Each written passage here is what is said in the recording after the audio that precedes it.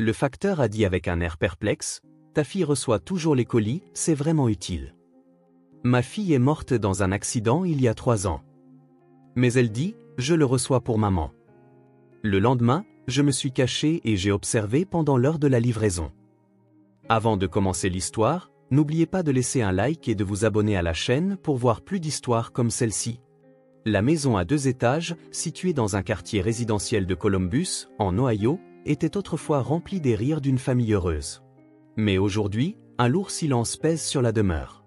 Christina Anderson se réveille chaque matin à 6h30 au son de son réveil, se levant plus tôt que son mari, Daniel.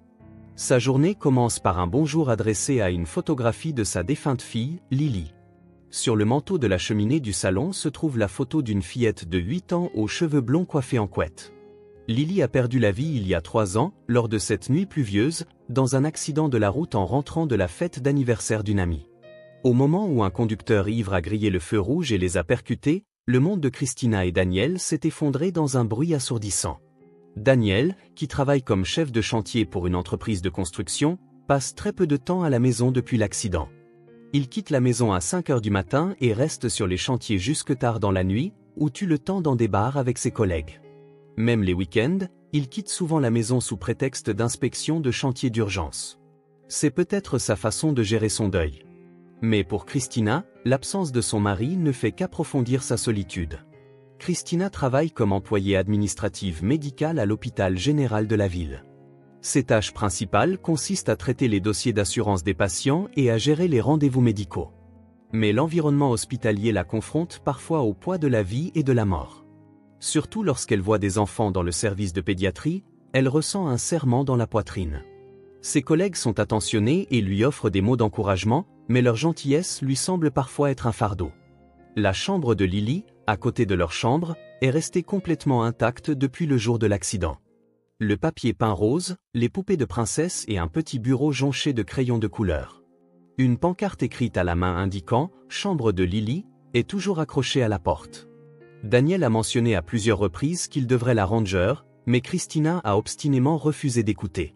Cette chambre était son dernier lien avec Lily. Récemment, Christina passait de plus en plus de temps à faire des achats en ligne pendant son temps libre. Au début, c'était une petite récompense pour elle-même après des journées de travail fatigantes.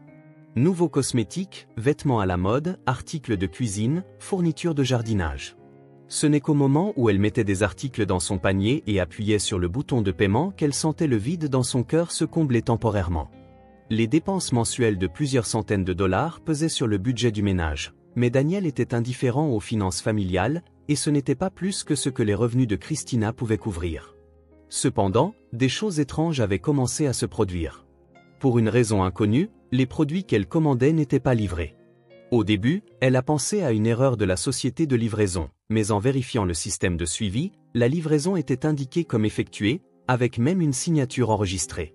Lorsqu'elle a contacté la société de livraison, la seule réponse qu'elle a obtenue fut « Nous l'avons bien livré ». Parfois, il y avait un avis de passage, et parfois, il n'y avait aucune trace. Pas plus tard que la semaine dernière, un nouveau vase qu'elle avait commandé pour le jour du souvenir de Lily avait disparu. C'était un vase spécial qu'elle avait prévu de remplir de roses blanches et de déposer sur sa tombe. Christina a vivement protesté auprès de la société de livraison, mais le représentant, confus, n'a pas pu résoudre le problème. On lui a suggéré qu'il pourrait y avoir un voleur de colis dans le quartier. Mais une telle chose pouvait-elle se produire dans ce quartier résidentiel si calme? Quand elle est rentrée à la maison et en a parlé à Daniel, il ne l'écoutait que d'une oreille, l'air distrait. Si tu continues à commander des choses aussi futiles, les livreurs deviennent négligents, eux aussi. Ces mots irréfléchis ont profondément blessé Christina. Depuis la perte de Lily, un profond fossé s'était creusé entre eux. Loin de partager leur chagrin, ils vivaient comme s'ils s'évitaient. Chaque soir, Christina dînait seule à la table de la salle à manger, se demandant pourquoi les colis disparaissaient, ce qui se passait dans cette maison et combien de temps ces journées vides allaient continuer. Les chaleureux souvenirs de famille, du temps où Lily était en vie, rendaient la froide réalité actuelle encore plus saisissante. Le lundi matin, Christina se réveilla avant que son réveil ne sonne. Daniel dormait encore dans le lit à côté d'elle. Sa respiration était régulière, comme celle de quelqu'un sans souci. Christina se glissa doucement hors du lit, comme d'habitude, salua la photographie de Lily avant de commencer à préparer le petit déjeuner. Elle prépara un simple petit déjeuner de toast et de café pour deux, mais Daniel dit qu'il mangerait sur le chantier et quitta la maison. À 8 heures du matin, Christina quitta également la maison pour se rendre à l'hôpital. En verrouillant la porte d'entrée, elle sentit soudain le regard de quelqu'un depuis la fenêtre de la maison d'en face. Quand elle se retourna, les rideaux étaient tirés et elle ne put rien voir. Se disant que ce devait être son imagination, elle monta dans sa voiture. Les 20 minutes de trajet jusqu'à l'hôpital étaient un temps précieux pour écouter de la musique pop à la radio et penser à sa journée de travail. Au service des archives médicales de l'hôpital, elle était occupée comme d'habitude avec les procédures d'assurance et la planification des rendez-vous. Sa collègue Martha, une femme douce dans la cinquantaine, était aussi sa bonne confidente. « Tu as l'air pâle ces derniers temps. Tu te reposes assez ?» À la voix inquiète de Martha, Christina répondit avec un sourire forcé. « Je vais bien. J'ai juste du mal à dormir depuis quelques jours. » Elle ne pouvait pas lui dire la vérité. Même si elle parlait des colis qui disparaissaient, personne ne la comprendrait. Elle termina son travail à 17 heures et rentra chez elle. En arrivant à la maison, elle eut l'étrange sensation que quelqu'un était passé. C'était comme si l'air avait légèrement bougé, comme si la chaleur corporelle de quelqu'un subsistait. Elle inspecta le salon, mais rien ne semblait différent. La cuisine et la chambre étaient exactement comme elle les avait laissées ce matin-là. Christina secoua la tête pour chasser cette pensée. Depuis la perte de Lily, elle était souvent frappée par de telles sensations illusoires. Le mardi était le jour où un coffret de cosmétiques anti-âge qu'elle avait commandé devait arriver. L'heure de livraison était fixée entre 10 heures du matin et 14 heures, mais Christina ne serait pas à la maison en raison de son travail. Il aurait dû y avoir un avis de passage. Cependant, en rentrant le soir, il n'y avait rien dans la boîte aux lettres. Lorsqu'elle vérifia le système de suivi des livraisons, il indiquait « livré à 11h30 », avec même la signature du destinataire enregistrée. Christina appela immédiatement le service client de la société de livraison. « Nous avons bien livré à votre adresse. Nous avons aussi la signature de la personne qui l'a reçue. » Christina ne put cacher son irritation face à la réponse mécanique de l'opérateur. « Mais je n'étais pas à la maison et aucun membre de ma famille non plus. Il n'a certainement pas été livré. Nous sommes désolés, mais nos dossiers indiquent qu'il a été livré. » Après avoir raccroché, Christina fouilla soigneusement les environs de la porte d'entrée. Elle vérifia également le porche du voisin et derrière le garage, mais le coffret de cosmétiques était introuvable. C'était comme s'il s'était évaporé. Quand Daniel rentra ce soir-là et qu'elle essaya de discuter de cette affaire avec lui, sa réaction fut froide. « Tu n'as pas besoin de cosmétiques aussi chers de toute façon. Tu finiras probablement par les jeter sans les avoir tous utilisés. » Le mercredi matin, une robe printanière que Christina avait commandée devait arriver. Déterminée cette fois, elle demanda un changement d'heure de livraison à la société et la fit fixer après 18 heures. Cependant, la même chose se produisit ce jour-là. À 16 heures, une notification de livraison terminée arriva sur son téléphone. Quand elle appela à la maison, naturellement, personne ne répondit. Christina quitta le travail plus tôt et se précipita chez elle, mais ne trouva de nouveau rien. Cette fois, elle envisagea de consulter la police, mais elle ne savait pas quoi dire. La prendrait-on au sérieux si elle disait « des colis disparaissent ?» Elle pensa aussi à demander aux voisins, mais bien qu'ils y vivent depuis plus de 10 ans, ils n'avaient presque aucune interaction avec le voisinage. Quand Lily était en vie, il y avait eu des échanges avec les mères d'amis de l'école, mais après l'accident, ils s'étaient naturellement éloignés. Ce soir-là, elle eut une dispute animée avec Daniel. Il s'opposa fermement à la suggestion de Christina d'installer des caméras de sécurité. D'abord, tu gaspilles de l'argent pour des futilités. Maintenant, tu veux des caméras de sécurité. Si tu as ce genre d'argent, range la chambre de Lily et pense à aller de l'avant. Les mots de Daniel transpercèrent le cœur de Christina. Je ne pourrai jamais toucher à cette chambre. Es-tu en train de me dire de jeter aussi les souvenirs avec Lily? Le jeudi matin, ils quittèrent la maison sans même se regarder. Au travail, Christina ne pouvait pas se concentrer et fit plusieurs erreurs. Martha l'interpella avec inquiétude, mais Christina ne put que répondre « Je vais bien ». Dans l'après-midi, des fournitures de jardinage qu'elle venait de commander devaient arriver, mais elle n'avait plus aucun espoir. Comme prévu, une autre notification de livraison terminée arriva, mais elle n'avait rien reçu. Le vendredi, Christina décida de prendre une demi-journée de congé. Elle ne travailla que le matin et prévoyait de rentrer tôt l'après-midi. Elle se promena dans le quartier, observant les environs pour voir si elle pouvait trouver des indices. Dans ce quartier résidentiel calme, il n'y avait presque personne l'après-midi en semaine. C'était un moment où la plupart des familles avaient les deux parents qui travaillaient et les enfants étaient à l'école. Pendant sa promenade, elle rencontra Tony Rodriguez, le facteur. Il était responsable de ce secteur depuis plus de 10 ans. Toujours aimable, il avait la confiance des résidents. « Bonjour, Christina. Vous êtes rentrée tôt aujourd'hui. » Le sourire de Tony soulagea un peu Christina. « Oui, j'ai pris une demi-journée. Merci de toujours prendre soin de nous, Tony. » À ce propos, il y a beaucoup de colis ces derniers temps. Nous avons les colis de la poste, mais je vois souvent aussi des colis d'autres sociétés de livraison. Christina s'intéressa aux commentaires désinvoltes de Tony. C'est vrai. Mais récemment, pour une raison quelconque, les colis n'arrivent souvent pas, et cela m'inquiète. C'est terrible. Serait-ce un vol? Je pensais que ce quartier était sûr. La conversation avec Tony dura environ 10 minutes. Il était bien au courant des affaires locales et connaissait bien la composition des familles et les habitudes de vie du quartier. La famille Smith, à côté, travaille et la mère rentre vers 15 heures. La famille Johnson, en face, a la femme qui travaille à domicile, donc elle est souvent la même en semaine. En entendant ces informations, Christina commença à penser que peut-être seule sa maison était ciblée. Quand elle rentra chez elle, il y avait un message de Daniel disant « Je rentrerai tard ce soir ». Il allait probablement encore boire dans un bar. Tandis que Christina dînait seule, elle repensa à la conversation qu'elle avait eue avec Tony. Le fait que le personnel de livraison connaisse bien les circonstances locales signifiait qu'il pourrait savoir quelque chose sur la destination des colis. Demain, c'était samedi. Daniel prévoyait d'aller sur un chantier, il y aurait donc peut-être une autre occasion de parler avec Tony. Cette nuit-là, Christina dormit profondément pour la première fois depuis longtemps. Le samedi matin, Christina se réveilla avec une fraîcheur inhabituelle. Peut-être parce qu'elle avait bien dormi pour la première fois depuis un moment. Sa tête semblait claire aussi. Daniel était déjà parti pour le chantier, et elle était seule dans la maison. Après avoir fini son petit déjeuner, elle décida de s'occuper du jardin. Le soleil printanier était chaud, et c'était une journée parfaite pour organiser les parterres de fleurs qui avaient été négligés pendant l'hiver. Elle se souvint d'avoir planté des fleurs dans ce jardin avec Lily quand elle était en vie. Le visage de sa fille, qui creusait la terre de ses petites mains et demandait avec inquiétude « Maman, les fleurs iront bien », lui revint en mémoire. Christina sentit ses yeux s'embuer, mais n'arrêta pas d'arracher les mauvaises herbes. Même en faisant face à sa tristesse, elle devait avancer. De tels sentiments commençaient à germer peu à peu. Vers 10 heures du matin, elle entendit le son familier du camion de la poste. Christina se leva, se brossa les mains pour enlever la terre et alla à la rencontre de Tony.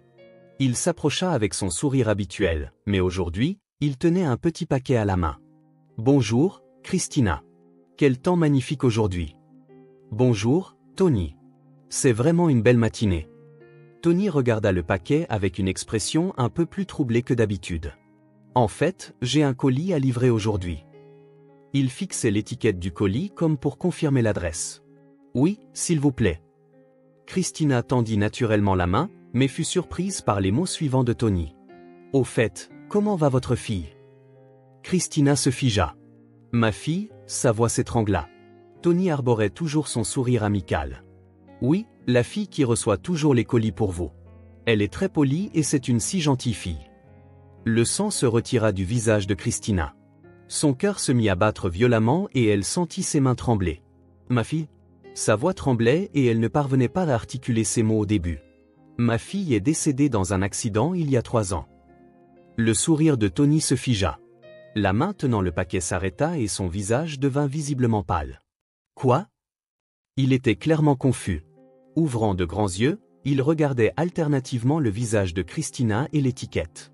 Mais elle dit toujours « Je le prends pour maman » et elle accepte les colis. C'est impossible, la voix de Christina était tremblante mais ferme.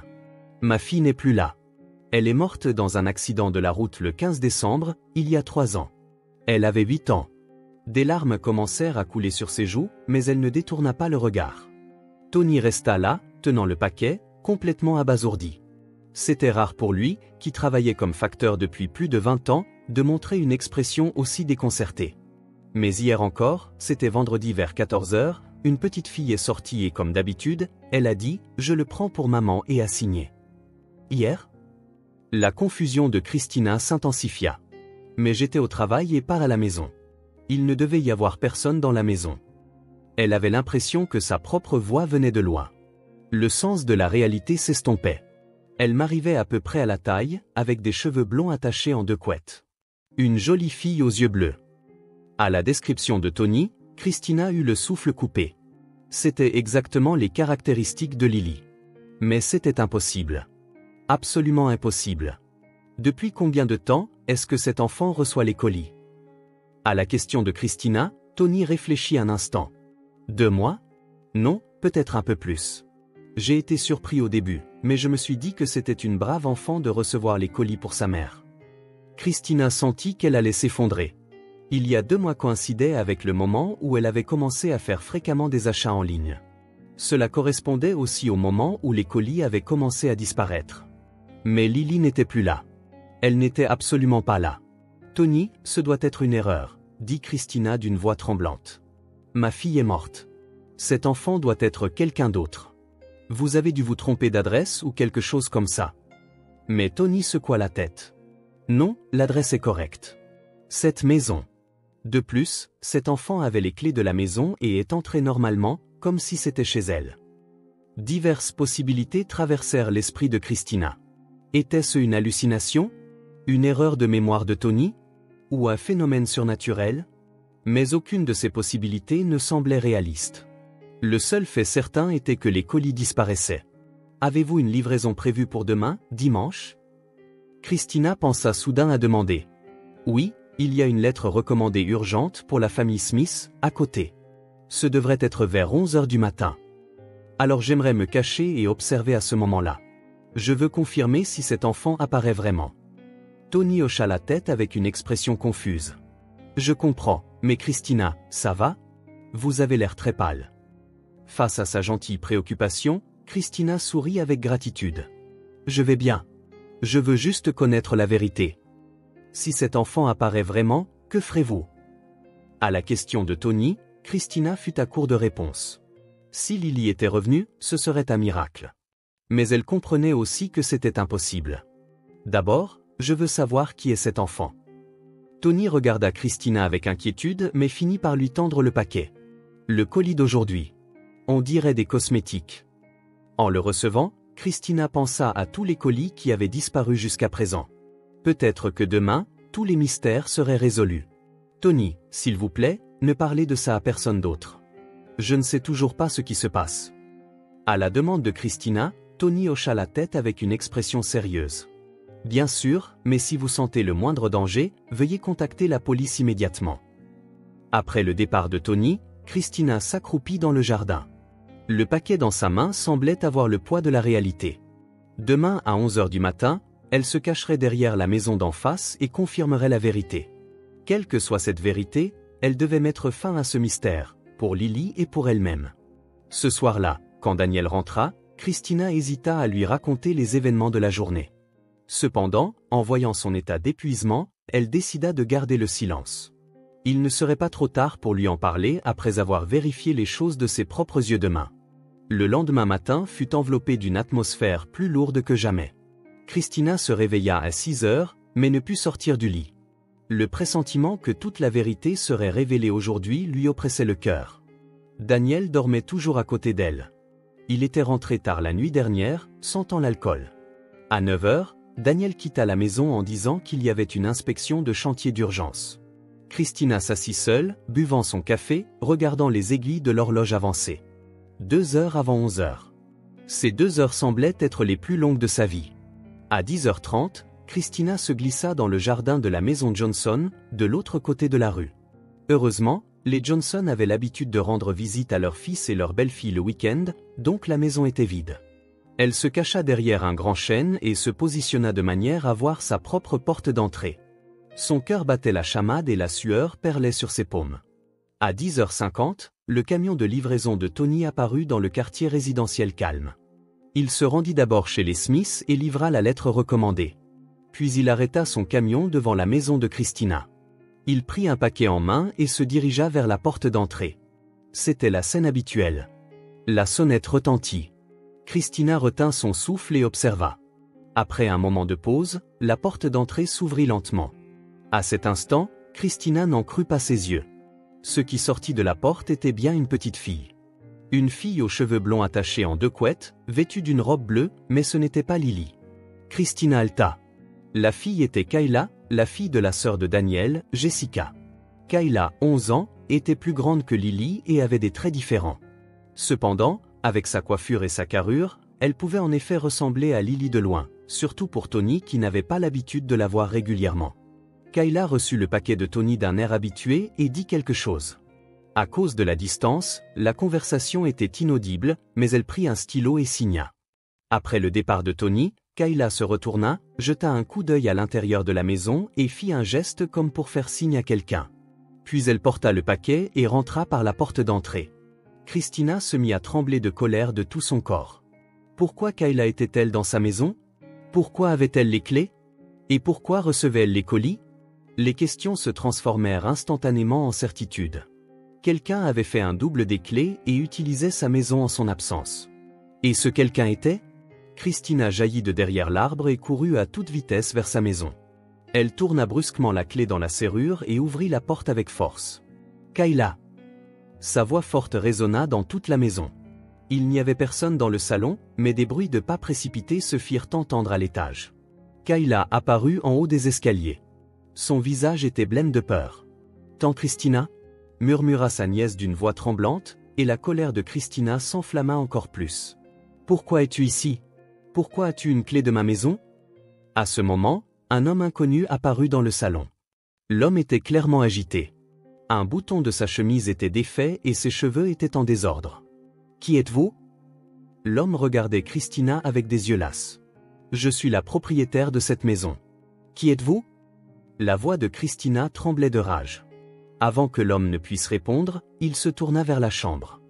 À cet instant, une femme en sous-vêtements sortit de la chambre en panique. C'était Jessica. « Oh, Christina !» Le visage de Jessica devint livide. Enfilant à la hâte un peignoir, elle cherchait des excuses, les yeux fuyants.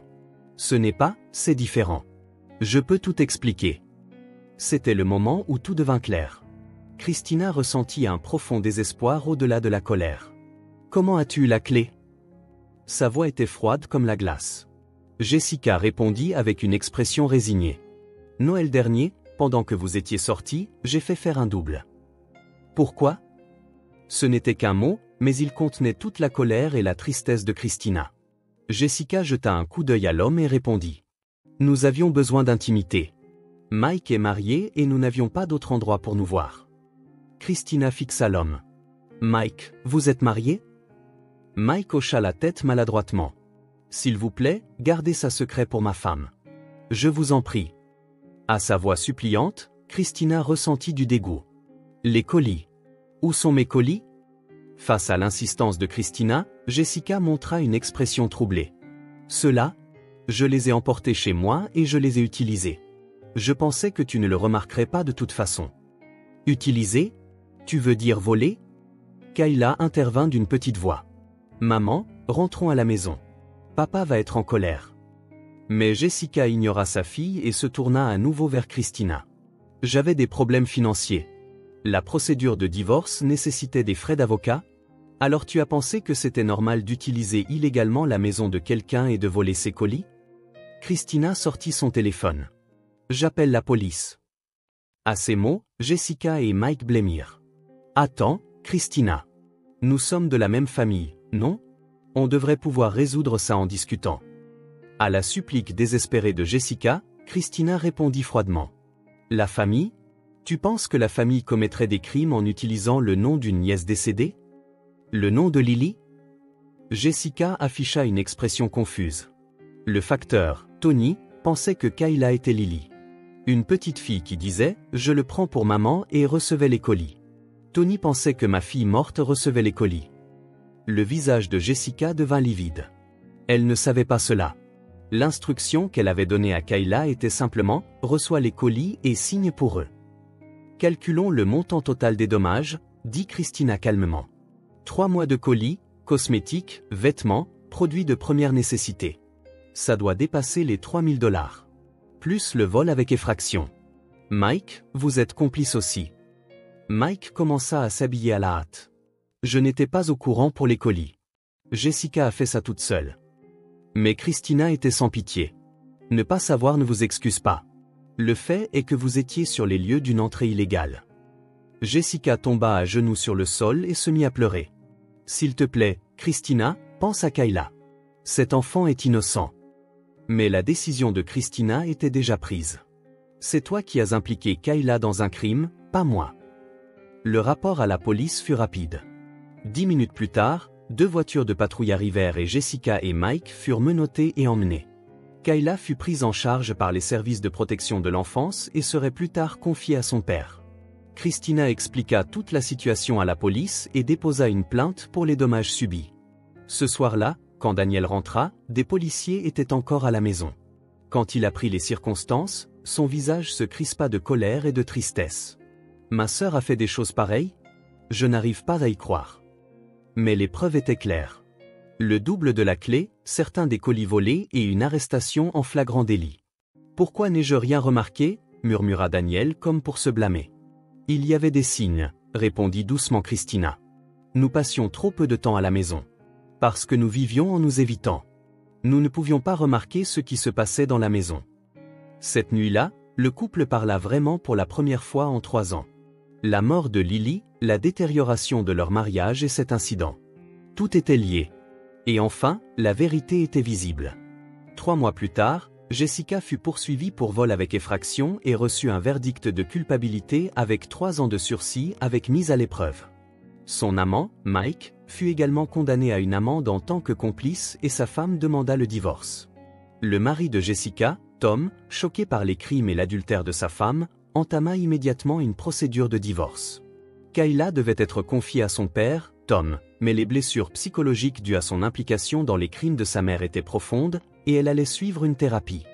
Daniel décida de couper tout lien avec sa sœur. Même si nous partageons le même sang, ceux qui trahissent la confiance ne sont pas de la famille. Ces mots étaient durs, mais Christina pouvait comprendre. Jessica perdit également le procès civil et fut condamnée à payer un total de $10 000 de dommages et intérêts. Cependant, ayant perdu son emploi et sa maison, elle avait peu de capacité à payer. D'un autre côté, cet incident apporta un grand changement dans le mariage de Christina et Daniel. Les deux, qui avaient vécu pendant 3 ans comme s'ils fuyaient leurs chagrins respectifs, pouvaient enfin se faire face. Des sentiments de partage de la tristesse de la mort de Lily et de tentatives de la surmonter ensemble commencèrent à naître. « Nous fuyions les souvenirs de Lily », dit Christina à Daniel un soir. Fuir, éviter, porter le fardeau seul. Mais c'était une erreur. Daniel hocha également la tête. J'étais pareil. Je me réfugiais dans le travail, dans l'alcool, mais j'avais peur de parler de Lily. Quand je m'en souvenais, j'avais l'impression que ma poitrine allait exploser. Le couple commença à se rendre ensemble sur la tombe de Lily les week-ends. Auparavant, ils y allaient séparément, mais maintenant, ils se tenaient la main devant leur fille. Lily, maman et papa se sont enfin réconciliés, dit Christina à la pierre tombale, et Daniel sourit doucement, lui aussi. Le facteur, Tony, s'excusa profondément lorsqu'il apprit la vérité. J'aurais dû vérifier plus attentivement. Je suis vraiment désolé. Mais Christina ne le blâma pas. Grâce à vous, Tony, nous avons appris la vérité. Je vous suis reconnaissante. Encore aujourd'hui, Tony les salue poliment lorsqu'il fait ses livraisons. 6 mois après l'incident, Jessica vivait seule dans un appartement bon marché. Abandonnée par son amant, Mike, elle était complètement isolée. Parfois, elle contactait son ex-mari Tom pour voir Kayla, mais se voyait continuellement refuser avec un « tu es inapte en tant que mère ». Elle joignait à peine les 2 bouts avec un emploi à temps partiel de caissière dans un supermarché et ne pouvait même pas payer les dommages et intérêts. Un jour, Christina croisa Jessica dans la rue. À la vue de sa belle-sœur à l'air hagard, elle ressentit un instant de la sympathie, mais endurcit immédiatement son cœur. Utiliser le nom de Lily pour commettre des crimes. Ce fait ne pourrait jamais être pardonné. Même avec des liens de sang, ceux qui trahissent la confiance ne sont pas de la famille. Mais même sans lien de sang, les relations où les gens se soucient les uns des autres et se font confiance sont la vraie famille. Christina murmura en pensant à ses relations avec Tony et sa collègue de l'hôpital, Martha. Bien qu'ils ne soient pas de sa famille, ils étaient des personnes précieuses qui l'avaient soutenue dans les moments difficiles. À la fin de l'été, Christina et Daniel décidèrent de ranger la chambre de Lily. Nous ne jetons pas les souvenirs, mais c'est nécessaire pour avancer. Les deux organisèrent soigneusement les vêtements et les jouets de leur fille, en donnant une partie à des œuvres de charité. Les photos de Lily furent mises dans de nouveaux cadres et exposées dans un endroit spécial du salon. Même si Lily n'est plus là, elle vit dans nos cœurs. Mais Jessica est vivante, et pourtant, elle n'est plus de la famille. Aux mots de Christina, Daniel hocha profondément la tête. À travers cet incident, ils avaient appris que la vraie famille n'est pas une question de lien de sang, mais de relations liées par la confiance et l'amour. Un soir d'automne, ils se promenaient main dans le jardin. Les fleurs qu'ils avaient plantées avec Lily étaient de nouveau magnifiquement fleuries cette année. Leur fille n'était plus là, mais leur amour pour elle vivrait pour toujours dans leur cœur. Et Christina était convaincue que cet amour était le véritable lien familial.